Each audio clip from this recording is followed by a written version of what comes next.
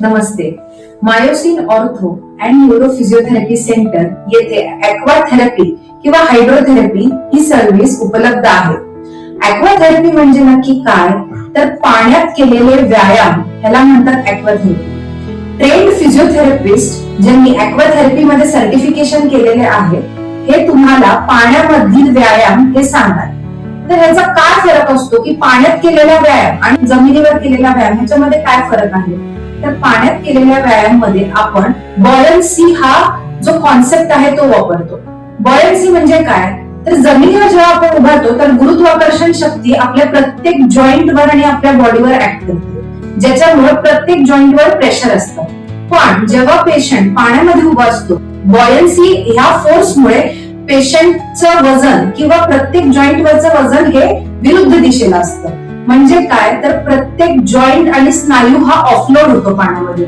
त्यामुळे एक्सरसाइज करायला सोपं जातं आणि एक्सरसाइज इफेक्टिव्ह होतो. तर मग पाण्यामध्ये का करायचे व्यायाम.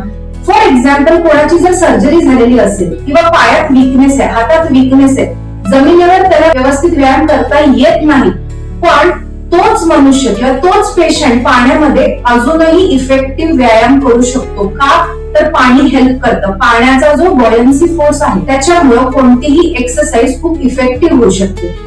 आपण आपल्या आयुष्यामध्येही माहिती की पोहण्याचे किती फायदे आहेत. पोहल्यानंतर शरीर किती हलकं होतं आणि फ्लेक्झिबिलिटी सुद्धा वाढते.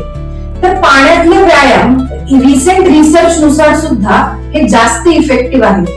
कुठल्याही प्रकारचे मणक्याचे व्याधी असतील, गुडघ्यांची व्याधी असतील, कुठल्याही प्रकारचे सांध्याची व्याधी असतील किंवा इव्हन न्यूरो केसेस जसं की पॅरालिसिस, स्ट्रोक ह्या कंडिशन्स मध्ये सुद्धा पाण्यात केलेले व्यायाम फार फायदेशीर ठरतात.